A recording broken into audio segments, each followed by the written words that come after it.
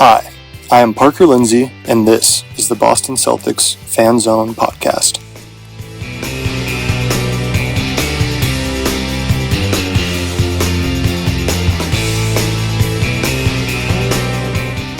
Hello, and welcome back to another episode of the Boston Celtics Fan Zone podcast.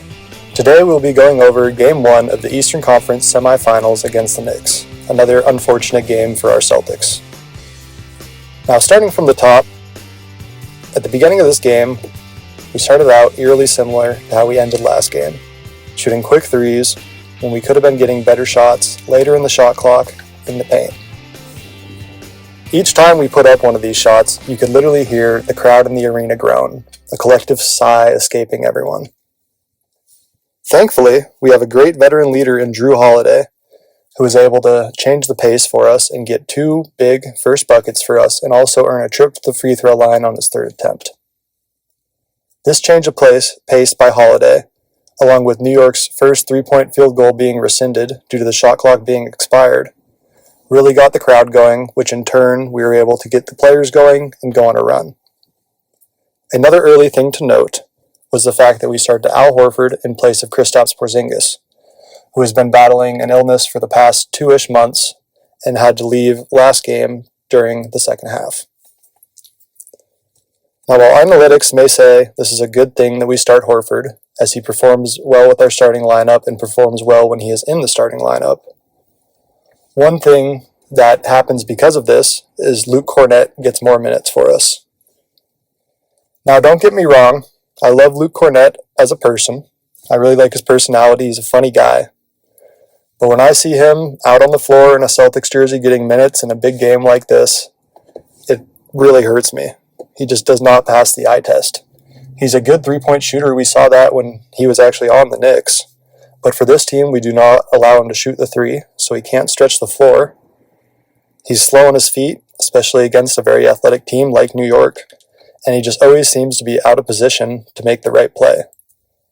Now, while I do have this opinion that Kornet is not a great player for us, and Al Horford is, I do want to note that in the box score tonight, Kornet was a plus 11 and Al Horford was a minus 11, so that may not be true. With this being said, Kornet struggled in his first outing, and he was pulled from the game pretty quickly, and due to that, we saw Porzingis check in maybe earlier than anticipated.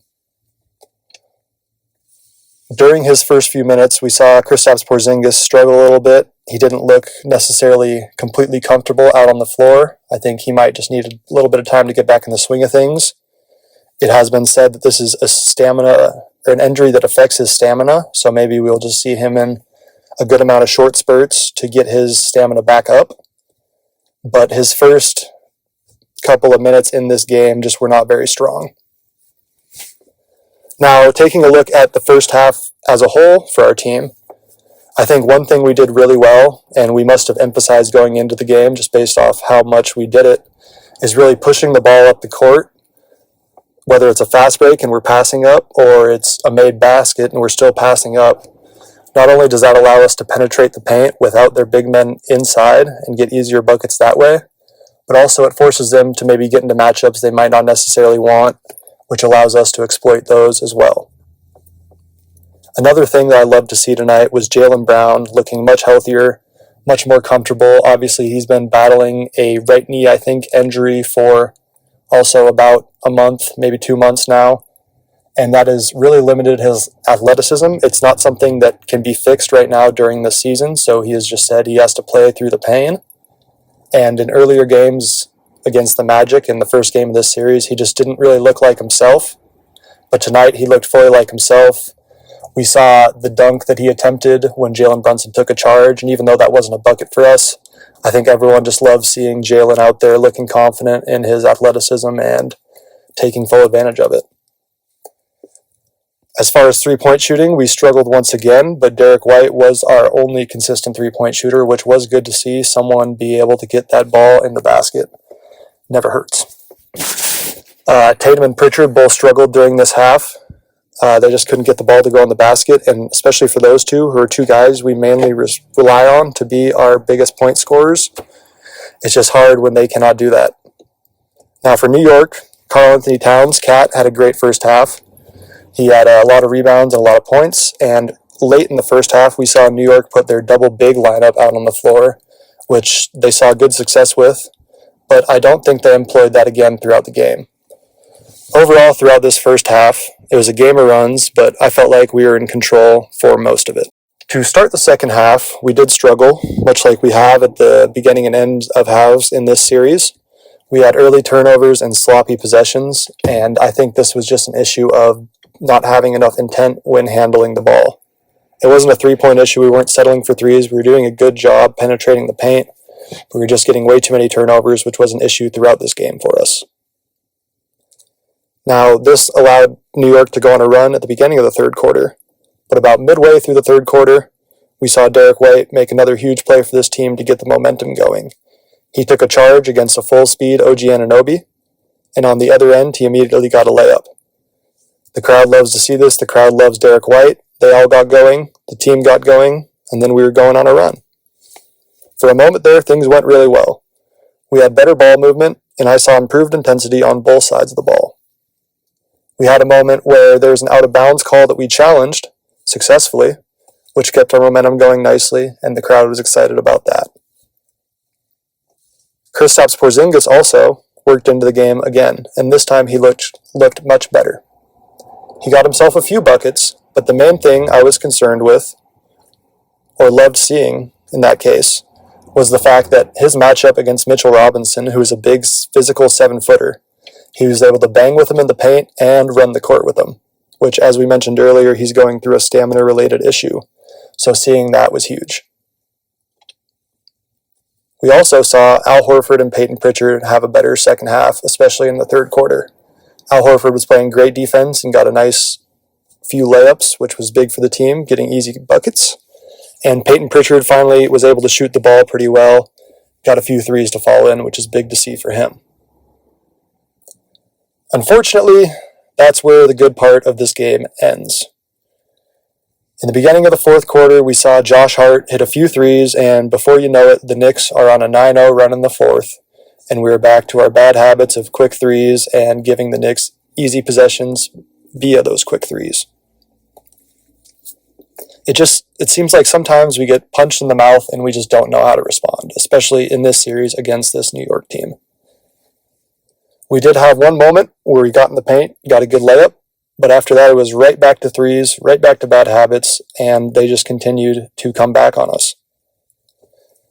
There was a moment that I saw where a thing that we talked about in last podcast, Jalen Brunson being switched on to Jason Tatum up top. He didn't have a full shot clock, mind you, about 8 seconds, but in 8 seconds he can make a plethora of moves and get to the basket. Instead, he stands there for 3 seconds, does nothing, and passes the ball away, where we're forced to throw up a semi-contested three at the end of the shot clock. I need to see him go out there and take it in those moments instead of later in the game where we need good possessions. As this run continues, some of the stats from this run, we went 6 whole minutes without a field goal in the fourth quarter. That's over half of the quarter without a made field goal. They went on a 21 to 2 point run on us. It's just, you're not going to win basketball games that way. We completely forgot how to play basketball, it seemed like, and it was just hard to watch. Obviously, this is just more of the same issues from last game. I don't want to spend too much time on this subject, but one thing that just really irks me and stood out to me was, I think it was 3 separate times in the last 2 minutes, we had Jason Tatum get the ball out of the inbounds, dribble down, dribble for 10 to 15 seconds, not look to pass once, head down, head at the basket the entire time. He's shooting 5 for 19, and some earlier points even worse from the field. Struggling mighty throughout this entire playoff series and the one before. And yet he still chooses to take those isolation shots. When we have such good players on the team, we can't even get a play drawn up at the end of the game. It's just let Jason Tatum dribble the ball down, dribble for a few seconds, and then run into a crowd of New York defenders who know that he wants to shoot. And we saw that. They completely crowded him, got their hands on the ball, and another time that we failed to even get a good shot up at the end of the shot clock. It's just very hard to watch. But with that being said, there are still 5 games left in this series, and we only need to win 4 of them. And I think we are more than capable of that. So I hope that we can all keep faith in our Celtics and see them perform better from here on out.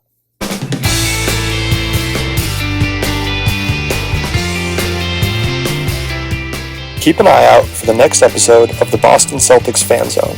And in the meantime, check out our website at bostoncelticsfanzone.com. And remember to like and leave a review on our podcast. Thank you.